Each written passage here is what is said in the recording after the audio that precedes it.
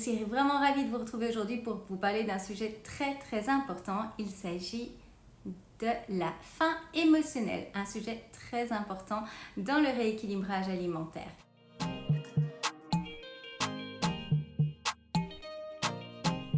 Déjà, je vais vous demander de vous poser une question. Est-ce qu'il vous arrive, voilà, de manger sans avoir faim ?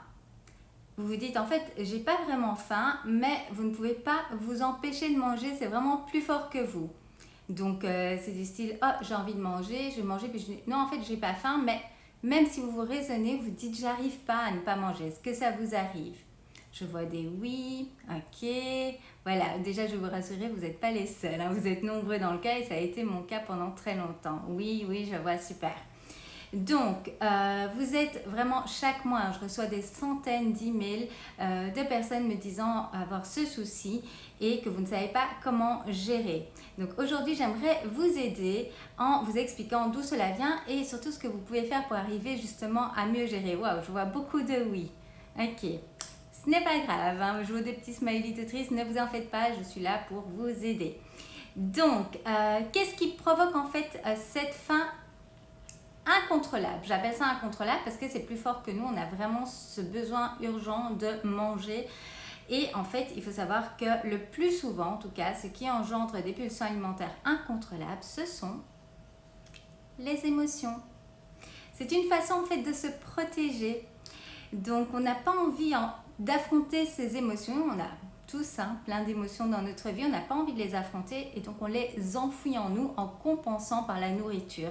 C'est une défense en fait qu'on a pris sur les années et qui au moment même, eh bien tout simplement nous soulage, nous fait du bien. Posez-vous la question, est-ce que quand vous n'allez pas bien et que vous mangez, est-ce que vous ressentez ce sentiment de bien-être justement, où vous vous sentez mieux pendant quelques instants le temps de manger? Moi c'était énormément mon cas avant. Je vais vous donner des exemples. Ça peut être, vous avez eu des soucis au travail, dans votre couple, dans la famille, les enfants qui sont pas toujours simples à gérer. Qu'est-ce que ça peut être? Des peurs, une angoisse, ça peut être un manque également, ça peut être de la colère. Moi j'avais ça aussi beaucoup avec le stress quand je faisais mes études. La nourriture était vraiment mon refuge contre le stress à ce moment-là. Et alors oui, au moment même, quand on va manger, on va sentir soulagé, mais on est bien d'accord que c'est juste momentané et que ça ne résout en rien le problème qui lui est toujours là. Donc l'émotion va être soulagée un petit moment en mangeant, mais le problème n'est pas parti. Donc le souci, c'est que cette émotion, donc elle va partir au moment où vous mangez, mais ensuite elle va revenir vu qu'on ne se n'est pas occupé de l'émotion. On n'a pas fait le travail qu'il fallait derrière pour l'examiner, pour trouver des solutions, pour se défaire de cette émotion négative. Et donc on va à nouveau se réfugier dans la nourriture émotionnelle dès que cette émotion va revenir. C'est vraiment un cercle vicieux. Et c'est un souci quand on fait un rééquilibrage alimentaire et encore plus si on souhaite perdre du poids. Donc, pourquoi c'est un cercle vicieux? Parce qu'en compensant par la nourriture l'émotion négative que vous ressentez, vous allez vous sentir encore moins bien. Parce que vous savez que vous ne prenez pas soin de vous, que vous n'auriez pas, entre guillemets, n'auriez pas dû manger puisque vous n'aviez pas faim. Vous ne prenez pas soin de vous ainsi. En plus, vous risquez de prendre du poids à force de répéter ce comportement. Et du coup, on va s'en vouloir parce qu'on a trop mangé. Et cela engendre une nouvelle émotion négative qu'on va vouloir à nouveau enfuir par la nourriture. Donc, c'est pour ça que je dis que c'est un cercle vicieux. Donc, est-ce que vous voyez le souci de ce comportement, le fait de gérer les émotions par la nourriture? Est-ce que vous comprenez le problème, le fait que c'est vraiment pas une solution et que ça ne fait que reporter à plus tard l'émotion qui va revenir et on va devoir de nouveau la compenser? Nouvelle question. Qu'est-ce qui provoque les pulsions alimentaires émotionnelles? Est-ce que vous savez? Super réaction. Alors, elles apparaissent souvent pour les points que je vous ai mis là. Donc, ça peut être parce que vous vous ennuyez. En fait, on a ce mauvais réflexe de ne pas pouvoir s'ennuyer. Quand on n'a rien à faire, en général, on se retourne automatiquement vers la nourriture. Est-ce que ce ne serait pas le moment de manger? Eh bien non, il est tout à fait normal de s'ennuyer. Ça devrait être quelque chose de normal. Donc, voilà pourquoi est-ce qu'il peut arriver de manger alors qu'on n'a pas faim. Lorsque vous êtes stressé, lorsque vous êtes contrarié, lorsque vous êtes anxieux, lorsque vous êtes triste, eh bien tout ça, ce sont des émotions que vous ressentez qui peuvent faire que vous allez manger alors que vous n'avez pas faim. Alors, qu'est-ce qu'on va faire à ce moment-là? Est-ce que vous avez une idée? Que peut-on faire pour éviter cela? Donc, pour éviter cela, pour éviter de se retrouver en fait dans le genre de situation vraiment désagréable où on se sent démuni parce qu'on ne sait pas s'empêcher de manger alors que l'on sait vraiment qu'on n'a pas faim et donc on ne devrait pas manger, eh bien, on se sent démuni et ce qu'il vous faut, c'est, devinez, boire est une très bonne idée, boire de l'eau est une très bonne idée, ça permet de prendre du recul, mais il va falloir surtout travailler sur vos émotions. Je vois s'occuper, effectivement s'occuper est une très bonne idée pour éviter d'aller grignoter par émotion, mais il faut après vraiment se poser et prendre le temps de travailler sur vos émotions. C'est indispensable. Tant que vous n'allez pas apprendre à travailler sur vos émotions et à les gérer autrement qu'en allant vous réfugier dans la nourriture, ça va revenir et donc vous n'allez pas vous en sortir.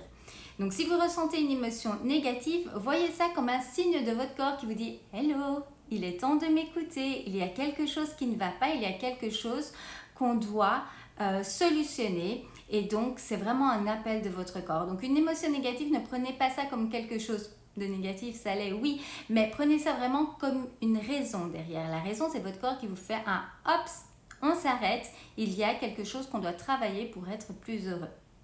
En fin de compte, c'est vraiment ça. Hein. Donc, dans ce cas-là, si vous n'avez pas d'émotions négatives parce que vous les avez gérées, vous avez appris à travailler, à les solutionner, vous n'avez plus besoin de compenser par la nourriture et c'est là quelle est la solution. Donc la solution pour ne plus manger et grignoter par émotion, c'est de travailler vos émotions négatives pour qu'elles ne se répètent pas et que vous n'ayez pas ce besoin de compenser par la nourriture. Dites-moi, est-ce que c'est bien clair tout ça? Très très bonne question que je vois là. Comment travailler sur les émotions? Est-ce qu'on peut avoir plus de détails? Alors, c'est un sujet très très vaste, hein, la faim émotionnelle. Dans nos coachings, on a plusieurs vidéos de coaching qui font chacune 1 heure où on détaille ce sujet-là. Mais on va, voilà, je vais vous faire plusieurs petites vidéos ainsi pour vous aider. Et je vais également vous donner des exercices. Parce que vous savez qu'avec moi, j'aime vous donner l'information, vous faire comprendre ce qui se passe dans votre corps et dans votre tête, indispensable les deux. Et je vous donne des exercices justement pour pouvoir avancer. C'est le but. Je ne suis pas là juste pour vous informer, je suis là pour vous apporter des solutions pour que vous puissiez avancer et vous sentir mieux et être plus heureux et atteindre vos objectifs. Donc, prenez de quoi noter les exercices. Le tout premier exercice que je vous propose, c'est de le faire donc à partir d'aujourd'hui. La toute première chose, c'est vraiment d'être conscient en fait de vos pensées parce que souvent on est tellement occupé qu'on ne prend même plus la peine, le temps d'analyser ce qui se passe dans notre tête. Donc, comment est-ce qu'on va faire après? Donc, le but, c'est d'être conscient de vos émotions négatives. Donc, vous allez vous observer. Et une fois que vous voyez que vous avez une émotion négative, arrêtez-vous, prenez un carnet, prenez votre téléphone, peu importe, et notez-le. Voilà, telle date, telle heure, j'ai une émotion négative. Et vous allez également l'identifier. Qu'est-ce que vous ressentez à ce moment-là?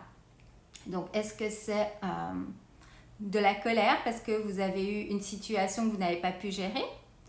Est-ce que c'est un stress par rapport à ce qui se passe dans le monde actuellement ou un stress par rapport à un événement qu'il y a eu au travail? Donc prenez le temps de vous poser, de noter, voilà, j'ai une émotion négative, telle est mon émotion négative, mais il faut aussi prendre le temps d'identifier la raison derrière. La raison pour laquelle vous ressentez cette émotion, la vraie raison pourquoi vous la ressentez. Et c'est ça que la plupart d'entre nous ne faisons pas. Nous préférons manger pour compenser au moment même une émotion négative, donc qui n'est pas agréable à ressentir, pour continuer dans la vie. Et après, on fait comme si elle n'était plus là, l'émotion, parce qu'on a mangé, on s'est senti bien, mais en fait, elle est toujours là. C'est juste qu'elle va revenir et certainement avec encore plus d'intensité la prochaine fois parce qu'elle n'a pas été solutionnée et vous allez à chaque fois ainsi être dans ce cercle vicieux de manger par émotion. Donc, ça c'est ce qu'on va faire. Donc, être conscient des émotions, noter dans un carnet, dans vos notes, à chaque fois que vous sentez que vous avez une émotion négative, quelle émotion vous ressentez, mais également la raison pour laquelle vous avez cette émotion. Et c'est ce qui va vous permettre ensuite d'établir les actions que vous allez pouvoir entreprendre pour travailler sur ces émotions négatives, pour qu'elles s'en aillent.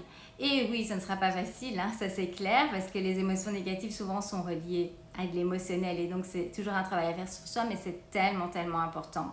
Mais lorsque vous n'avez plus ces émotions négatives, comme je vous le disais, vous n'aurez plus ces envies incontrôlables de manger, de remplir ce vide en vous et donc vous aurez beaucoup plus facile dans votre rééquilibrage alimentaire et en plus, si vous souhaitez perdre du poids, à perdre du poids parce que si on a beaucoup d'émotions négatives qu'on compense par la nourriture, eh bien, on se met des bâtons dans les roues dans sa perte de poids également. Donc voilà, ça c'est l'exercice d'aujourd'hui. Dans les prochaines vidéos, il y en aura d'autres, mais c'est déjà un bon exercice à faire. Si vous prenez vraiment le temps de vous poser et de faire cet exercice, ça va vraiment changer les choses. Vous ne serez plus dirigé par la nourriture pour gérer vos émotions. Et non seulement ça va vous aider dans votre rééquilibrage alimentaire, mais ça va vous aider à tout point de la vie à être, comme je vous disais, également beaucoup plus heureux. Donc je parle souvent de nutrition, de conseils pour le rééquilibrage alimentaire, mais il faut savoir qu'en travaillant sur votre rééquilibrage alimentaire, il est important de travailler également sur votre mental, sur vos émotions, sur votre motivation, sur votre volonté et ça a un impact sur tous les aspects de votre vie et en étant plus heureuse, en étant mieux vous, eh bien vous le faites ressentir en plus autour de vous. J'espère que ce contenu vous a plu. Pour avoir un résumé de cela, parce que je sais que ça fait toujours quelques infos quand même à retenir, eh bien ce que je vais faire, c'est que je vais faire un article sur mon blog où vous retrouvez également la vidéo et je vais vous noter tout. Donc si vous voulez, à chaque fois que je fais du contenu, que je vous partage des vidéos et des informations importantes, si vous voulez les retrouver, sachez que je fais toujours ensuite un partage sur mon blog. Donc vous allez sur lesconseilsdesylvie.com/blog et vous allez mettre votre prénom et votre email. C'est tout à fait gratuit, vous serez abonné à mon blog et je partage tous les lundis un nouveau conseil, rééquilibrage alimentaire, motivation, recettes gourmandes également et ainsi vous ne raterez plus des informations importantes. Moi, c'est avec grand plaisir que je le fais. Et moi, je suis aussi quelqu'un, j'aime beaucoup regarder les vidéos, mais j'ai besoin, quand c'est un travail comme ça sur soi-même, de pouvoir avoir une partie écrite pour pouvoir bien travailler cela en profondeur. Donc, allez vous abonner à mon blog pour pouvoir avoir ces informations ensuite dans votre email. Voilà, j'espère que ça vous a plu. Si c'est le cas, n'oubliez pas de me le faire savoir et de me laisser un petit commentaire. Alors, je viens voir maintenant vos messages. Wow, je vois plein de messages. Merci beaucoup. Coucou Sandrine, coucou Valérie. Dites-moi, est-ce que vous avez des questions pour terminer? Merci d'être là pour nous avec grand plaisir, Geneviève. Vous savez, j'ai connu, ça fait des années que je suis en rééquilibrage alimentaire. J'ai perdu moi-même plus de 27 kilos grâce au rééquilibrage alimentaire et une grosse partie vient de la nutrition, mais pas que. Il y a tellement de travail à faire sur soi, sur son mental, sur son bien-être. Et pour vous dire, ça fait plus de 14 ans que je suis coach en nutrition et bien-être. Et encore aujourd'hui, je fais un travail sur moi. Vous pouvez toujours, toute votre vie, travailler sur vous si vous le souhaitez et c'est quelque chose de beau parce qu'en fait, vous trouvez de nouvelles choses et puis avec les années qui avancent, vous avez d'autres envies, d'autres priorités. Donc voilà, moi c'est avec grand plaisir que je vous partage ce genre d'informations pour que vous puissiez travailler sur vous et ressentir les effets sur vous. Donc surtout, j'espère que vous allez prendre le temps de faire les exercices. D'ailleurs, si vous voyez la vidéo en replay, n'hésitez pas également à me le dire, que vous allez le faire. Venez me le dire quand vous l'avez fait, ce que vous ressentez, comment ça change les choses pour vous, si ça vous a aidé à moins grignoter par émotion. Moi, ça me fait vraiment plaisir d'avoir vos retours. Et pour les questions, vous savez que je suis toujours là. Sandrine, 2 ans que je suis avec toi, ce n'est que du bonheur. Voilà, si vous ne connaissez pas Sandrine, Sandrine a démarré en tant que cliente avec moi. Elle a perdu, de mémoire, je pense, plus de 34 kilos maintenant avec mon programme et plus de 44 kilos, je pense, depuis qu'elle a commencé son rééquilibrage alimentaire. Et elle a été tellement passionnée, justement, comme moi, par les résultats qu'elle a eus grâce au rééquilibrage alimentaire et à tout le travail qu'on fait avec nos clients, aussi bien sur la nutrition que sur le mental, comme je vous disais, qu'elle a décidé elle-même de se reconvertir et de devenir coach et elle aide maintenant depuis quelques temps déjà ses clientes à atteindre les mêmes résultats qu'elle, donc c'est vraiment que du bonheur. Alors, oui, c'est ça, super, je me suis pas trompée dans les chiffres. Avec plaisir, Mélène. Avec plaisir, Nour. Alors, j'utilise vos petits noms ici sur Instagram. Veuillez m'excuser si ce n'est pas votre vrai prénom. Hop, Varroa, avec plaisir. Je pense que j'ai remonté toute la conversation. Donc, voilà, pour plus de conseils par rapport à ce sujet, eh bien, revenez ici, suivez-moi. Vous savez que sur Instagram, vous pouvez vous abonner aux notifications. Donc, vous ne devez pas vous abonner à toutes les notifications, mais je sais qu'il y a une partie, je le fais moi-même, où vous pouvez vous abonner aux vidéos IGTV. Donc, comme ça, vous savez, si c'est vraiment mes vidéos qui vous intéressent, vous recevrez une petite notification d'Instagram quand il y a une nouvelle vidéo. Je vous partage aussi tous les jours des publications. Je viens de partager celle sur la différence entre manger une compote et un fruit parce que ça me revient très souvent. Donc je vous ai expliqué pourquoi ça n'est pas la même chose et des petits conseils en plus. Donc n'oubliez pas, quand je vous partage quelque chose sur mon mur, de bien lire la description. Je prends beaucoup de temps pour vous faire chacun de ces partages pour vraiment vous aider. Donc il y a toujours du contenu intéressant dans les descriptions également. Et puis je vous partage tous les jours en story des petits moments de ma vie de tous les jours. Je vous partage ce que je mange, mais également d'autres choses de ma vie avec grand plaisir. Marine, bonjour Sylvie, je te suis depuis très longtemps, très contente de cela et super, ça me fait vraiment plaisir d'avoir vos retours. Moi j'avais hâte de vous le partager, mais ça fait toujours plaisir de voir que ça vous parle et surtout que ça vous aide, c'est le but. Coucou Ariel, je pense que j'ai vu passer un petit cœur de ta part. Merci à toutes, ravie de vous avoir retrouvé là. Je vous tiens au courant des prochains lives. Je pense que le prochain sera dans 15 jours à la même heure, le samedi matin. Et entre-temps, je vous retrouve en story ou en publication. Prenez soin de vous et passez un très très bon week-end.